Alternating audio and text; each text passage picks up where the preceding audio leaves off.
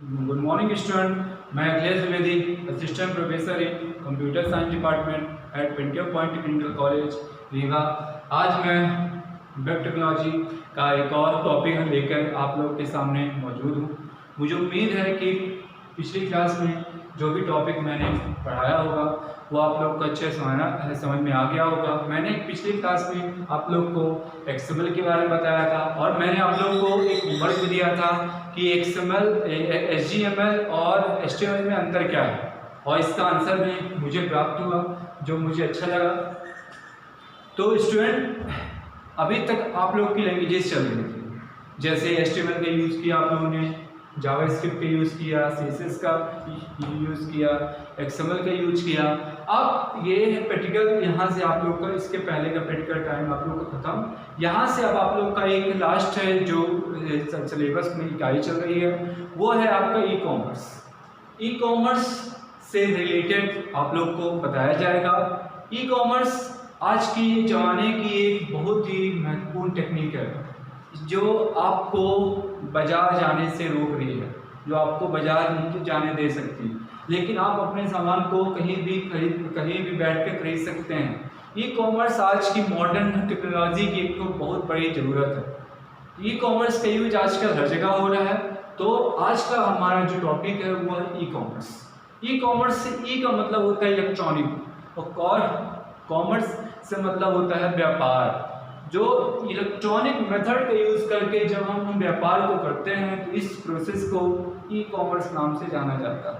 मतलब एक ऐसी प्रोसेस जिसमें electronic method, electronic technique, digital method का उपयोग करके किसी भी व्यापार को करने की जो प्रोसेस होती है वह हमारा ई कॉमर्स होती है।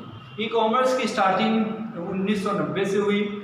इसमें आजकल अनेक प्रकार की कंपनियां आ गई हैं, जैसे आप लोग को पता होगा अमेजॉन है, फ्लिपकार्ट है, ईबे है, मिंत्रा है, अनेक प्रकार की नायका है, अनेक प्रकार की इलेक्ट्रॉनिक कॉमर्स संबंधी वेबसाइट हैं जिनके माध्यम से आजकल करोड़ों यूज़र रोज सामान को डेली आदान प्रदान कर रहे हैं।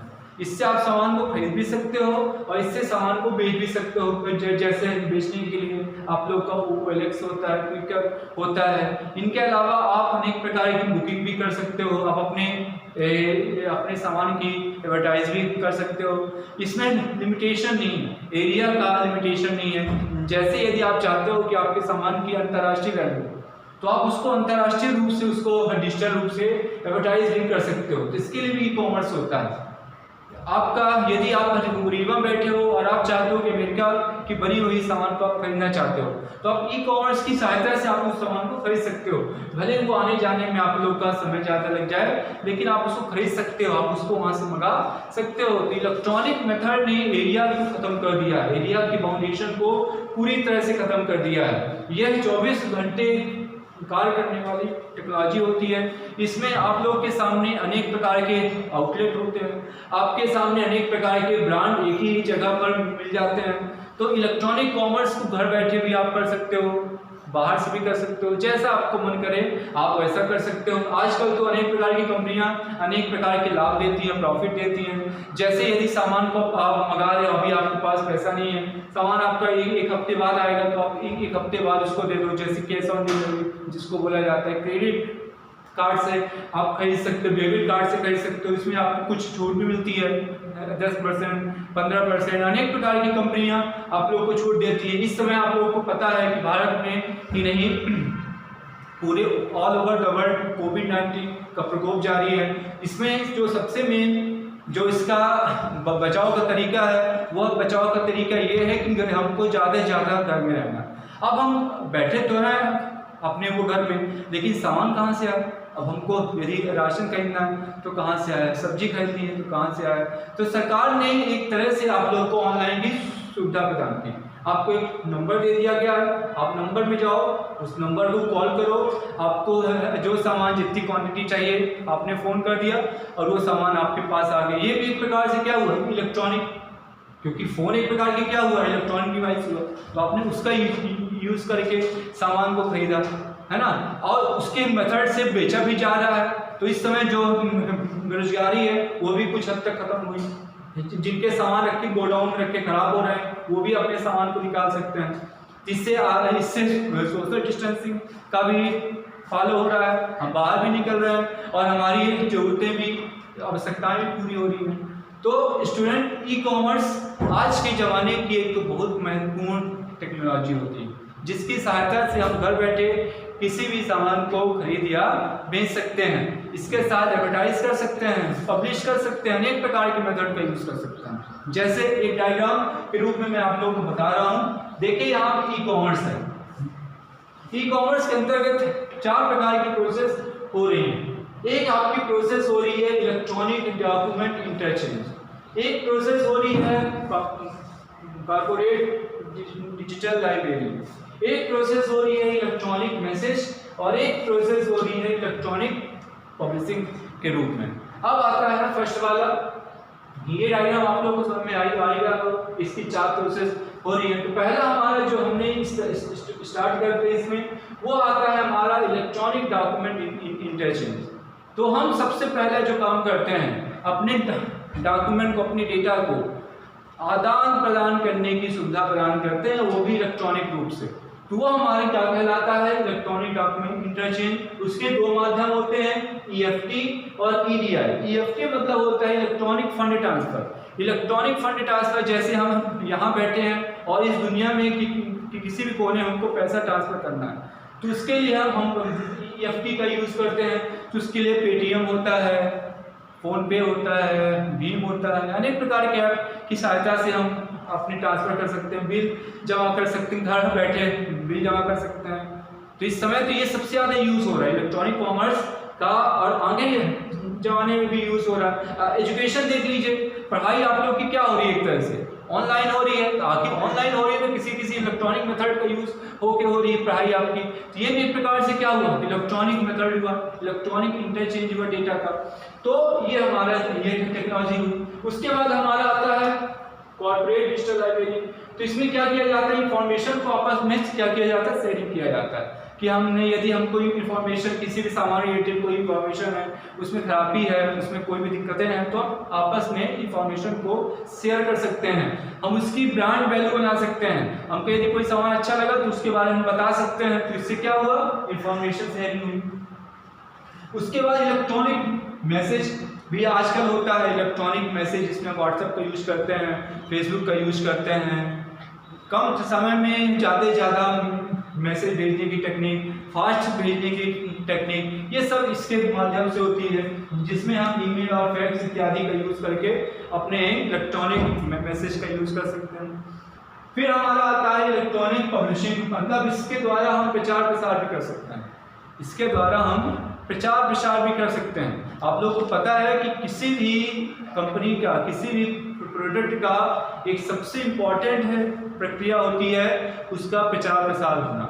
यदि उस प्रोडक्ट के बारे में प्रचार प्रसार नहीं है तो हम उस प्रोडक्ट को खरीदने के ज़्यादा इच्छुक नहीं होंगे। जैसे कोई ब्रांड है, तो ब्रांड बना कैसे, ब्रांड बना मतलब कि ज़्यादा से ज़्यादा प्रोडक्ट की प्रचार से प्रचार हुआ, तब जाके उसको बहुत सारे लोग खरीदे। बहुत सारे लोगों ने खरीदा तो उसके ऊपर एक राय बना ली, और वही राय उसको क्या बना देती है, ब्रांड बना देती है। यदि वो सामान अच्छा है तो ब्रांड होता है, उसकी राय अच्छी होती जाएगी, उसकी ब्रांड ऊपर होती जाएगी। लेकिन यदि वही सामान खराब होता जाएगा तो उसकी ब्रांड ऑटोमेटिक रूप से नीचे आती जाएगी। तो यही चीज़ हमारी इलेक्ट्रॉनिक पब्लिशिंग के रूप में होता है। तो ई कॉमर्स की सहायता से हम मार्केटिंग कर सकते हैं, जिसे हम ई मार्केटिंग कहते हैं, जिसे हम ई मार्केटिंग कहते हैं। और इसके द्वारा हम सेल्स कर सकते हैं। कस्टमर सपोर्ट, आजकल देखिए कि कस्टमर के लिए 24 घंटे उपलब्ध है। जैसे आपका सिंपल सा है, आपको मुख्यमंत्री शिकायत के लिए 181 मान लीजिए डायल किया आपने, तो मुख्यमंत्री से शिकायत के लिए आपसे 181 डायल कर दिया। तो इससे क्या हुआ, तो एक तरह से क्या हुआ, कस्टमर सपोर्ट हुआ। आपको यदि किसी भी टॉपिक, यदि आपको किसी भी सामान को लेकर, प्रोडक्ट को लेकर शिकायत करनी है या उसमें हेल्प चाहिए, तो वो भी कस्टमर सपोर्ट की सहायता से आप इसको कर सकते हो। तो ई कॉमर्स जो हमारा होता है वो हमारे 4 प्रकार के रूप में उपयोग में लाया जाता है। तो ये समझ में आप लोगों को आ गया होगा। अब आते हैं इसके फीचर्स, क्योंकि कोई भी चीज है उसके फीचर्स के बिना वो काम अधूरा है।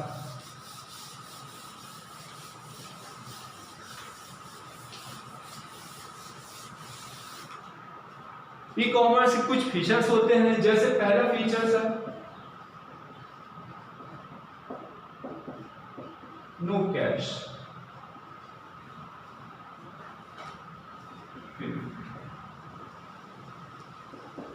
इसमें हमारा जो पहला फीचर है कि इसमें कैश पेमेंट करने की टेक्नोलॉजी को पूरी तरह से खत्म कर देता है। यह इलेक्ट्रॉनिक रूप से फंड को ट्रांसफर करता है।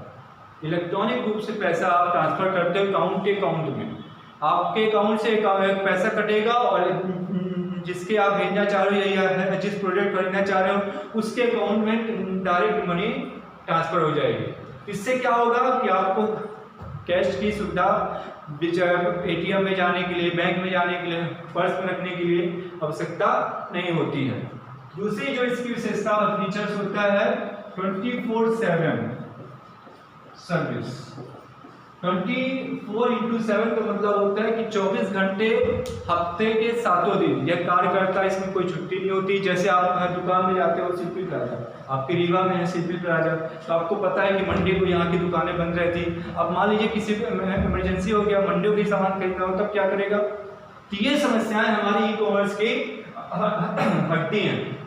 तो ये क्या करता है? 24/7 सर्विस देता है, मतलब हफ्ते में 7 दिन और 24 घंटे हमारे लगातार कार्य करता है। थर्ड होता है इंप्रूव सेल। यह सेल्स को बढ़ाने का कार्य करता है। कैसे सेल्स को बढ़ाने का? मान लीजिए रीवा में दुकान, अब इस समय देख रहे हैं कि आपके कोविड-19 के कारण बाजार बंद है, मार्केट बंद है। अब जैसे ये रीवा में दुकान है, रीवा में सामान खरीदने आना है, अब मऊगंज का व्यक्ति रीवा में कैसे आ पाएगा? इस समय ना कोई साधन चल रहा है, ना कोई आने जाने की सुविधा है, कैसे खरीदेगा? लेकिन यदि उसके पास ई कॉमर्स है, ई कॉमर्स उसकी दुकान कनेक्टेड है, तो आसानी से खरीद सकता है बैठ के घर। जिससे क्या होगा? उसकी सेल ऑटोमेटिक रूप से ऊपर चली जाएगी। जिससे सेल को भी क्या किया जा सकता है? बढ़ाया जा सकता है। और मैंने एक चीज़ बताया कि इसमें एरिया का कोई बाउंडेशन नहीं होता है। यह कहीं किसी भी एरिया के सामान में हम बेच सकते हैं। इस दुनिया के किसी कोने में हम अपने सामान को बेच सकते हैं, बस खरीदने वाले चाहिए उसको। जिससे क्या होगा? सेल उसका इम्प्रूव होता जाएगा। थर्ड होता है, फोर्थ उसका होता है एडवर्टाइजिंग और मार्केटिंग। इसकी सहायता से हम एडवर्टाइजिंग भी कर सकते हैं और मार्केटिंग भी कर सकते हैं, दोनों प्रोसेस कर सकते हैं। आप इसे एडवर्टाइज भी कर सकते हो, प्रचार भी कर सकते हो और ज़्यादा से ज़्यादा लोगों को उसके बारे में बता सकते हो, तो मार्केटिंग भी होती है। सपोर्ट, इसमें हम अनेक प्रकार के माध्यम का सपोर्ट करके आप अपने सामान को इधर उधर बेच सकते हो।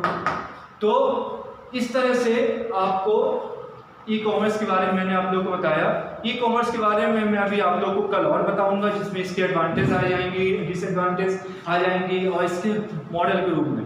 तो आप लोगों को कल ई कॉमर्स के बारे में मैं आप लोगों को बताऊंगा। कल के जो भी टॉपिक आपका रहेगा, उसके बाद